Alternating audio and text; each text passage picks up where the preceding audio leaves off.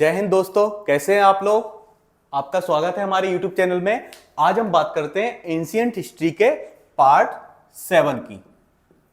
कल हमने देखा था पार्ट 6 तक, और 6 तक हमने क्या कर लिया था, अपनी नंदा डायनेस्टी को हमने कंप्लीट कर लिया था, और साथ साथ हमने यह भी देख लिया था कि किस तरीके से अलेक्जेंडर का इन्वेजन हुआ था और वो वहां से बाहर गया था नंदा डायनेस्टी की वजह से। आज हम देखते हैं कि किस तरीके से मौर्यन आपकी एक बहुत इंपॉर्टेंट डायनेस्टी थी जिसका एस्टेब्लिशमेंट हुआ, और उन्होंने भी इनके अलेक्जेंडर के वापस जाने में क्या रोल प्ले किया। अब हालांकि डायरेक्टली आपकी मौर्यन एम्पायर तो उस टाइम स्टेब्लिश भी नहीं हुई थी, तो इन्होंने रोल कैसे प्ले किया होगा, पर फिर भी हम एक देखते हैं। चलो अब देखते हैं हम कि सबसे पहले मौर्यन डायनेस्टी को स्टेब्लिश किसने किया था। चंद्रगुप्त ने। किसने? चंद्रगुप्त मौर्य। और इसके अगर हम थोड़ी बैकग्राउंड में जाएं तो ये आपका एक सीधा साधा गरीब परिवार का लड़का था।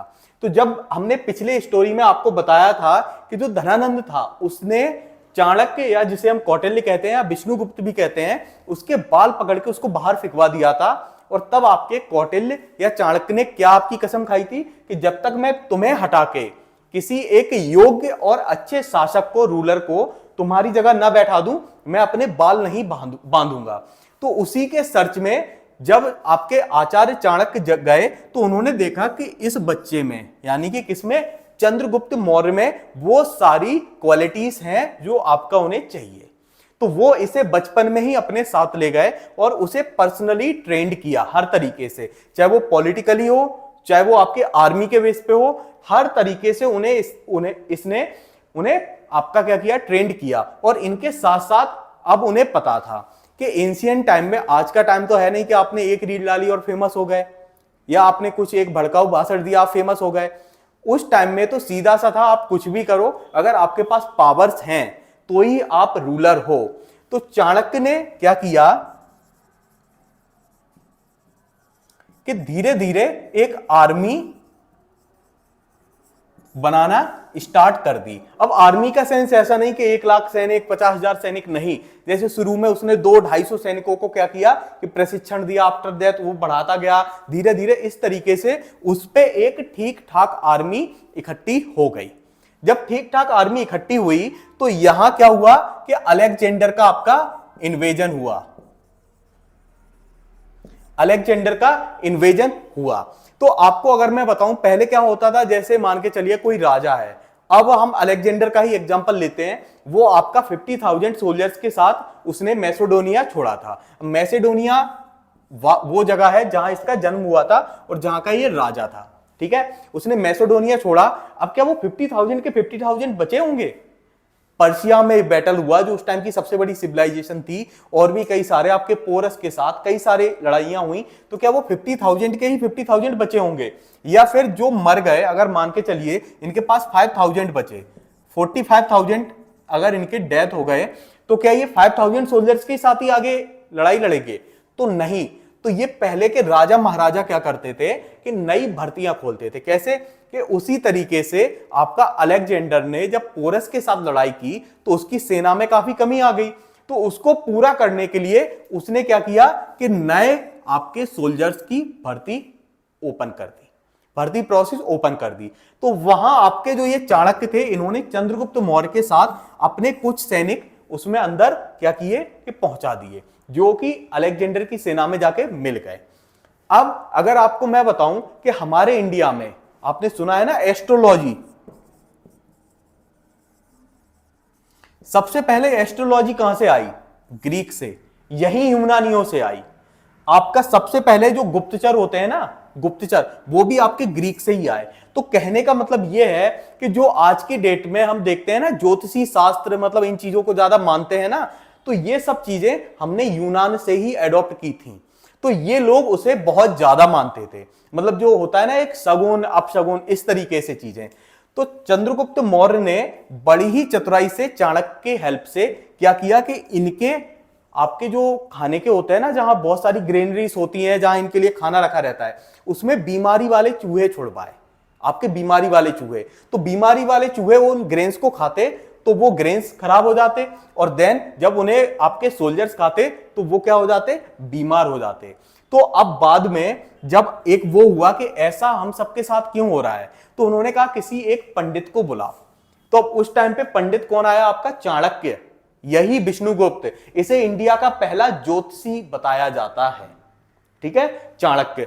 तो ये जब गए तो पूरा आपका पता है कि प्री प्लान था, तो इन्होंने कहा कि देवी का प्रकोप है जिसकी वजह से आप पे ये सब हो रहा है। तो पूछा गया देवी का प्रकोप क्यों है, कि देवी का प्रकोप इस वजह से है कि जो ये भरत खंड है, ये पूरा देवी का संरक्षित यानी प्रोटेक्टेड एरिया है। यहां अगर आप आओगे तो आपसे देवी नाराज होंगी।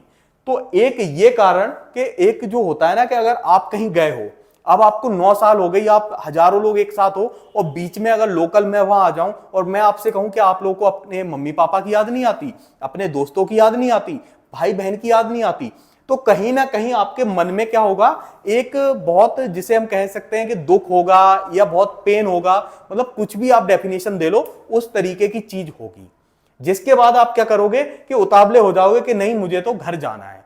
तो इन्होंने यहां ये एक बहुत इंपॉर्टेंट रोल प्ले किया, जो कि हमने बताया था ना कि नंदा डायनेस्टी से अलेक्जेंडर की सेना डर के वापस चली गई थी, वो इसी वजह से कहीं ना कहीं वापस गई थी, क्योंकि इनका रोल प्ले यहां था। तो इस तरीके से अलेक्जेंडर तो वापस हो गया, पर यहां एक बुरी चीज हुई। क्या हुई, आइए देखते हैं।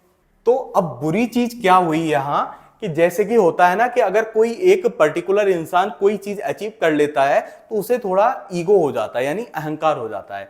तो सेम चीज यहां किसके साथ हुई, चंद्रगुप्त मौर्य के और चाणक्य के साथ, कि हमने तो अलेक्जेंडर तक को पीछे हटने पे मजबूर कर दिया, तो ये धनानंद किस खेत की मूली है। तो इन्होंने क्या किया कि सीधा जाके आपके मगध पे हमला कर दिया। अब मगध पे जब हमला किया तो आप कितने ही बड़े वीर, आप कितने ही बड़े वो बने रहो, आप कितने ही बुद्धिमान हो, पर एक जो आर्म्ड फोर्सेस का वो होता है ना कि मतलब एक संख्या, एक नंबर कि 5 लाख की लगभग आर्मी, वो बहुत ज्यादा हो जाती है। अब इनके पास अराउंड 10,000 सोल्जर्स थे। अब बताइए कहां तक लड़ते, बुरी तरीके से हारे, और ये दोनों अपनी जान बचा के भागे। तो जब जान बचा के भागे तो अब चाणक्य को एक चीज समझ में आ गई कि मैं डायरेक्ट मगध को ऐसे नहीं जीत सकता।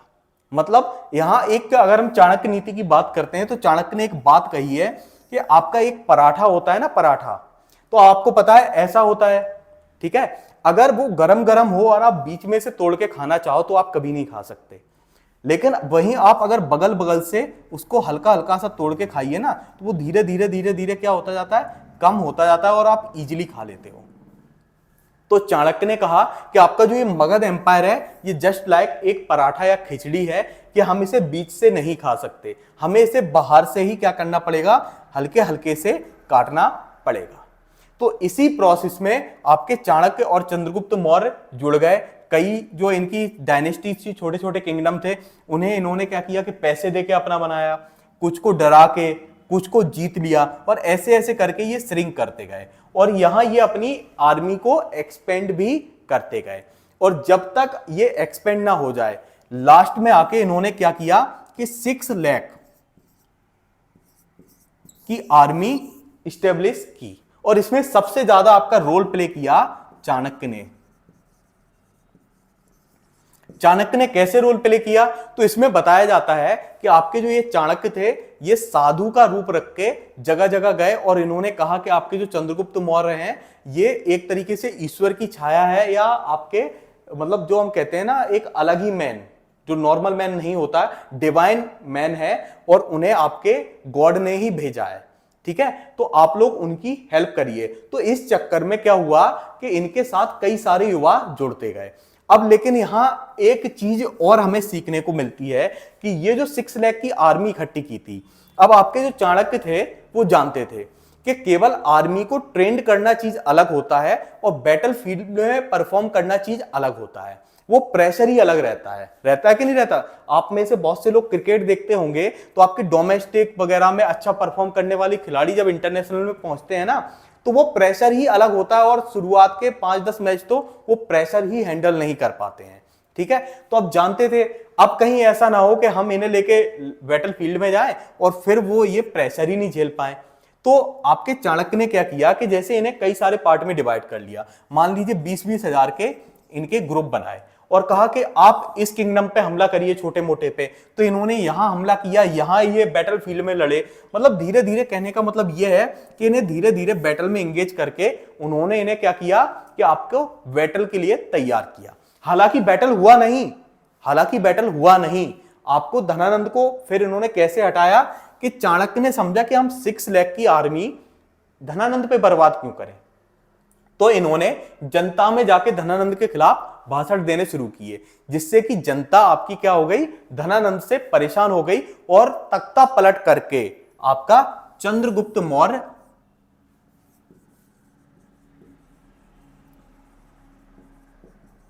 कब 322 बीसी में आपका बनता है सम्राट ऑफ इंडिया। समझ में आया। इसके आगे अब वो सम्राट बन के क्या करता है, ये हम देखते हैं आगे। अब आपका जैसे ही चंद्रगुप्त मौर्य राजा बना, तो मैंने आपको पहले ही बताया था पिछले पार्ट में कि चाणक्य का एक क्या कसम थी कि मुझे क्या बनाना है, अखंड भारत। अखंड भारत हमें बनाना है। अब अखंड भारत आपको पता है कि नंदा डायनेस्टी पहले ही पूरे इंडिया में, लगभग पूरे इंडिया में नहीं कहेंगे, साउथ में इतना ज्यादा एक्सपेंड नहीं थी पर फैली हुई थी। तो इतना पार्ट तो इन्हें वैसे ही मिल गया। पर अब मेन प्रॉब्लम कहां थी कि आपका इंडस रिवर क्रॉस करके जो ये वाला पार्ट था ना आपका, यहां ये इंडस रिवर क्रॉस करके ये पाकिस्तान और अफगानिस्तान वाला पार्ट किसके कंट्रोल में था आपका। जब अलेक्जेंडर वापस गया था तो वो अपने एक सेनापति, जिसका नाम क्या था,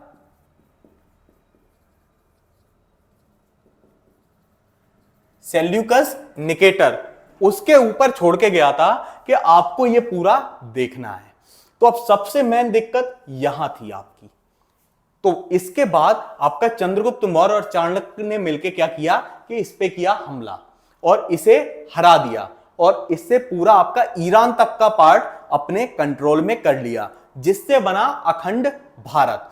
पर अब क्या हुआ, आपको पता होगा कि आजकल इंडिया में ट्रेडिशन क्या है वुमेन्स का, साड़ी। पर यह साड़ी इंडियन पहनावा नहीं है, साड़ी आपकी इंडिया की नहीं है, आपकी ये यूनान की है। और इसे सबसे पहले कौन लेके आया था, जब सेल्यूकस निकेटर हारा तो उसने अपनी डॉटर, जिसका नाम क्या था, हेलेना, उसकी शादी चंद्रगुप्त मौर्य से कर दी थी। ठीक है, तो आपकी जो ये हेलेना थी, यही इंडिया में सबसे पहले साड़ियां लेके आई थी। हेलेना आपकी सबसे पहले इंडिया में साड़ी लेके आई थी, इससे पहले इंडिया का यह ट्रेडिशन नहीं था। ठीक है, और बदले में आपके चंद्रगुप्त मौर्य ने इसे 500 हाथी दिए थे, एलिफेंट्स। ठीक है, समझ में आया। अब ये तो आप यहां समझ गए। अब हम देखते हैं कि चंद्रगुप्त मौर्य के और कौन से काम थे। तो सबसे पहले अगर हम बात करें चंद्रगुप्त मौर्य के रिलीजन की, तो उसने आपका जैन धर्म अपनाया। कौन सा, जैन धर्म।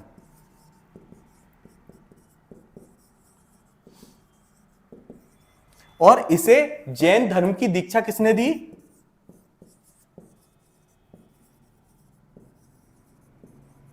भद्र बाहु। किसने, भद्र बाहु ने। समझ में आया। इसके बाद इसने क्या किया कि गुजरात में आपकी सुदर्शन लेक बनवाई, इसी की बनाई हुई है सुदर्शन लेक। ठीक है, इसके बाद इसने 298 में इसकी डेथ हुई। और डेथ कैसे हुई, उपवास द्वारा, फास्ट के थ्रू। ये आपका क्या हुआ कि कर्नाटक में, जैसे आपको पता होगा कि हिंदुओं की सबसे होली प्लेस कौन सी, आपकी काशी। ऐसे ही मुस्लिम्स की कौन सी है, काबा, जिसे हम बोलते हैं मक्का मदीना। तो सेम आपकी जैनिज्म की सबसे होली प्लेस कौन सी है,